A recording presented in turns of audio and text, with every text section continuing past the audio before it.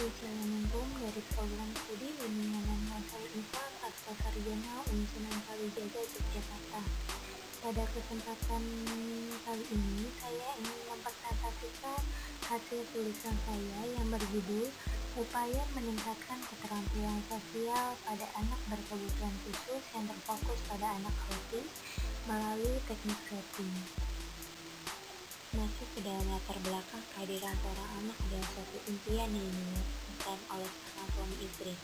Anak juga merupakan suatu generasi penerus keluarga yang sangat diharapkan dan didambakan. Kenyataannya tidak semua suami istri berkesempatan untuk mempunyai kehadiran seorang anak secara normal dengan kondisi yang sempurna dan dapat bertumbuh kembang dengan baik seperti yang diharapkan. Situasi dan kondisi yang seharusnya penuh akan kebahagiaan berubah menjadi suatu kesedihan, kecewa, bahkan hingga penolakan. Pada seorang anak membutuhkan kasih sayang serta arahan dalam setiap tahapan.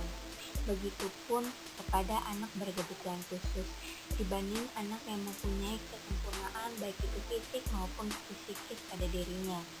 Berdasarkan fakta, banyak anak yang belum memiliki keterampilan sosial yang memadai, terlebih terjadi pada anak difabel. Hal ini salah satunya karena lingkungan tempat belajar belum menunjang untuk melatih keterampilan sosial. Oleh karena itu, perlu sebuah treatment yang bisa digunakan untuk mengintervensi permasalahan siswa difabel, seperti penelitian yang pernah dilakukan oleh Anggraina dan kawan-kawan pada tahun 2017. Dengan mengaplikasikan teknik setting dapat meningkatkan keterampilan sosial anak difabel pada salah satu sekolah inklusi di Kabupaten Madiun. Menurut Combs dan Slaby dalam Down dan of Annette pada tahun 1991, bahwa keterampilan sosial adalah suatu kemampuan untuk berinteraksi pada orang lain dalam konteks sosial dengan cara-cara khusus yang dapat diterima oleh lingkungan dan pada saat yang sama dapat menentukan individu atau bersifat saling menguntungkan satu sama lain. Metodologi penelitian yang digunakan menggunakan penelitian kualitatif dengan menggunakan metode literatur review atau tinjauan pustaka dengan jenis penelitian etnometodologi yang dilihat dari sebuah peristiwa sosial yang terjadi dalam kehidupan sehari-hari individu yang merupakan manifestasi tindakan individu dalam keterampilan sosial untuk dirinya sendiri maupun kepada orang lain. Dan penelitian ini merupakan salah satu strategi penemuan dalam penelitian kualitatif dengan bidang sosiologi yang bertujuan mempelajari bagaimana perilaku sosial dapat dilakukan sebagaimana mestinya. Masuk ke dalam pembahasan keterampilan sosial ialah kemampuan yang kompleks guna mendapatkan penguatan positif atau negatif dan tidak menampilkan perilaku yang menyebabkan hukum dari orang lain.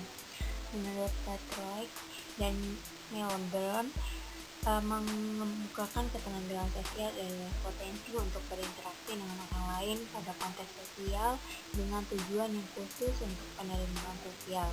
Pendapat lain juga disampaikan oleh Combs dan Slaby yang mengemukakan keterampilan sosial adalah kemampuan untuk berinteraksi dengan orang lain dalam situasi sosial dengan cara-cara khusus yang dapat diterima oleh lingkungan dan pada saat yang sama dapat menguntungkan individu atau bersifat saling menguntungkan satu sama lain.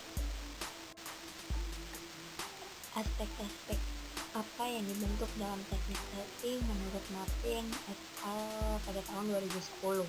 Ada 3 aspek yang dapat dibentuk dalam teknik setting, yaitu topografi merupakan bentuk kecil dari sebuah respon, amount merupakan aspek yang diperhatikan yaitu jumlah perilaku yang kita bentuk atau langkah-langkah yang telah direncanakan dari satu tempat ke tempat yang lain.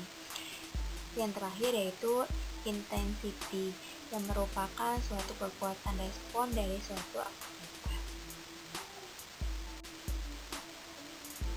Ciri keterampilan sosial menurut Erskine, yang pertama ada perilaku interpersonal, yang kedua yaitu perilaku yang berhubungan dengan diri sendiri, yang ketiga yaitu perilaku yang berhubungan dengan kesuksesan akademis, yang keempat yaitu ada peer acceptance, dan yang terakhir ada keterampilan dalam berkomunikasi.